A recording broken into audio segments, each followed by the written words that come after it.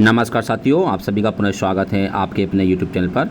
दोस्तों, आज के इस वीडियो पर बात करने वाले हैं विद्या संबल योजना के बारे में, जो इस प्रकार से रहने वाली हैं। 2026-27 के जो नवीनतम आदेश आए हुए हैं उसमें कुछ परिवर्तन किया गया है नए डॉक्यूमेंट्स को लेकर के, और वरीयता को लेकर के, आवेदन प्रक्रिया को लेकर के, रिक्तियों को लेकर के, रिक्तियों के प्रकाशन को लेकर के।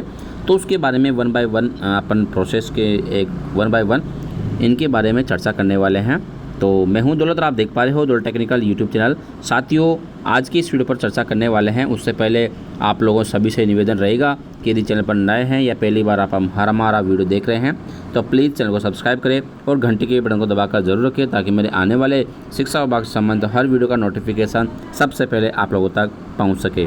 आइए दोस्तों, चलते हैं। सबसे पहले पहला पॉइंट है रिक्तियाँ। जी हाँ दोस्तों, रिक्तियाँ किस प्रकार से रखी जाने वाली हैं, यहाँ पर जो पहला पॉइंट आया हुआ है, इनकी यहाँ पर जो रिक्ति हैं, इनकी रिक्त खाली पोस्ट है किस प्रकार से होनी चाहिए।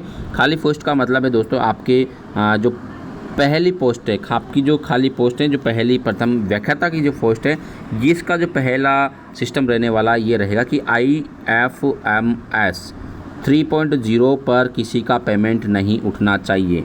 बिल्कुल इसकी जो पोस्ट है, किसी भी कर्मचारी का वेतन उठना नहीं चाहिए। यदि किसी भी कर्मचारी का, गवर्नमेंट सर्वेंट का वेतन उठ रहा है तो पोस्ट खाली नहीं मानी जाएगी।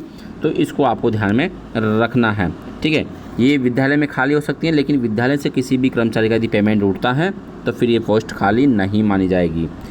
यहाँ पर दूसरा पॉइंट रहता है दोस्तों, रिक्तियों का जो प्रकाशन है। यदि आपके विद्यालय में कोई भी पोस्ट खाली है तो उसका प्रकाशन किस प्रकार से करेंगे।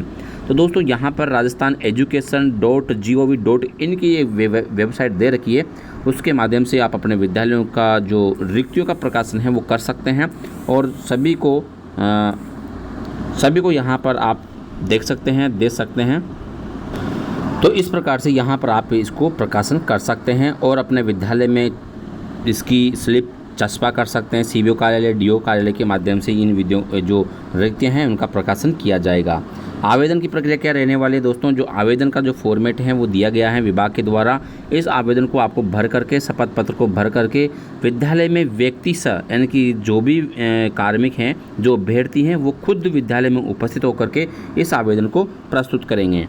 यहाँ पर दोस्तों विद्या संबल योजना में किसे प्राथमिकता दी जाएगी, अक्सर से ये पॉइंट जो है कई सारे साथियों के द्वारा पूछा गया है और पूछ भी रहे हैं कमेंट्स के माध्यम से और कॉल्स के माध्यम से, व्हाट्सएप मैसेज के माध्यम से, कि जो विद्यालय में संबल योजना है इसमें प्राथमिकता किसे दी जाएगी। तो दोस्तों मेरा सजेस्ट ये है कि जो पहली प्राथमिकता है, यानी कि सजेस्ट का आदेश के अनुरूप, ये मेरा चैनल है, किसी भी जानकारी को नहीं करता है, लेकिन आदेश के अनुसार दोस्तों यहाँ पर जो रिटायर्ड कर्मचारी हैं, जो भी रिटायर्ड कर्मचारी हैं, रिटायर्ड कोई भी पर्सन है, यदि वो रिटायर्ड हैं और वो इसके लिए आवेदन करता है तो पहली प्राथमिकता उनको दी जाएगी। दूसरी प्राथमिकता, यदि समान अंक आ जाते हैं किसी भी साथी के, मान लीजिए 2 साथी हैं, दोनों के 70 अंक आते हैं या 75 अंक आते हैं, तो जिनमें से जो सीनियर साथी होगा, जिनके डेट ऑफ बर्थ ज़्यादा है, तो उनको यहाँ पर प्राथमिकता दी जाएगी। नेक्स्ट पॉइंट, यदि महात्मा गांधी की बात करें दोस्तों, जो महात्मा गांधी का कर्मचारी, महात्मा गांधी में जो अभ्यर्थी लगना चाहता है, उसके पास में 10वीं में, 12वीं में, यहाँ पर 10वीं क्लास और 12वीं क्लास और BSTC BA वगैरह यदि उनकी इंग्लिश मीडियम है तो उनको प्राथमिकता दी जाएगी। तो ये यहाँ पर प्राथमिकता का सवाल जो है आपका ख़त्म हो जाता है। यदि फिर भी डाउट रहता है तो आप कमेंट के माध्यम से पूछ सकते हैं। विद्या संबल योजना में प्राथमिकता देने का जो अवसर है वो पहले रिटायर्ड पर्सन को, फिर उसके बाद में सीनियर को, फिर उसके बाद में, यानी कि यदि समान अंक है तो सीनियर को, और यदि दोनों में समान अंक हो या नहीं हो लेकिन इंग्लिश मीडियम में उनके, महात्मा गांधी की बात करें, यदि महात्मा गांधी विद्यालय के लिए आवेदन करता है तो उनको पहले प्राथमिकता दी जाएगी, जिनके पास में उनकी अर्हता, जो योग्यता है, वो अंग्रेजी माध्यम में प्राप्त कर रखी हो। तो यहाँ पर इस प्रकार से आपको मैंने बता दिया है। आदेश में भी यही दिया हुआ है। कब तक स्थायी अस्थायी तौर पर रखा जाएगा दोस्तों, यहाँ पर मैं आपको बता देता हूँ। इस भर्ती के अंदर जब तक या तो कोई नई भर्ती होकर के कोई कर्मचारी उस पद पर नहीं आ जाता, या फिर 31 मार्च 2027 पहले नहीं आ जाता, इन दोनों में से कोई भी पहले जो भी होगा, या तो किसी भर्ती के माध्यम से कोई शिक्षक उस पद पर ना आए, या फिर 31 मार्च 2027 ना आए, तो इन दोनों में से जो भी पहले होगा वहाँ तक आपको अस्थायी तौर पर रखा जाएगा, जो कि आदेश में भी स्पष्ट किया गया है। फिर भी आप जो मैं बता रहा हूँ उसको उस पर ध्यान न देते हुए आप सरकारी जो आदेश है उनकी पालना करें। दोस्तों बात करते हैं परिवेदना कब तक प्रस्तुत कर सकते हैं। साथियों, आप जैसे फॉर्म भरते हैं तो फॉर्म भरने के 7 दिन के भीतर आप इसकी परिवेदना अपने CDO DO को प्रस्तुत कर सकते हैं। डॉक्यूमेंट्स में क्या क्या देना होगा, ये बहुत बड़ी लिस्ट है दोस्तों, इसको मैं सबके लास्ट में बताऊंगा। वरीयता का निर्धारण कैसे किया जाएगा। वरीयता का निर्धारण दोस्तों मैंने बता दिया है कि जो वरीयता है वो आपको पहले रिटायर्ड पर्सन को, फिर 2 समान व्यक्ति हैं, समान अंक वाले व्यक्ति हैं तो अधिकतम जो सीनियर साथी है उनको दिया जाएगा। और अंग्रेजी माध्यम की बात करें तो जहाँ जिनके पास में अंग्रेजी माध्यम में योग्यता है 10वीं 12वीं BA वगैरह, तो उनको प्राथमिकता दी जाएगी। योग्यता का निर्धारण इस प्रकार से किया जाएगा। अब बात करते हैं डॉक्यूमेंट्स की। दोस्तों डॉक्यूमेंट्स के बारे में आपको बता देता हूँ। अब दोस्तों डॉक्यूमेंट्स की जो बात करेंगे वो इस प्रकार से करेंगे कि आपके पास में शैक्षणिक योग्यता के तौर पर 10वीं 12वीं स्नातक, अधिस्नातक, B.Ed या BSTC जो भी आपके पास में है, ये कम से कम 6 डॉक्यूमेंट्स तो आपको अध्ययन करने वाले हैं ये चाहिए।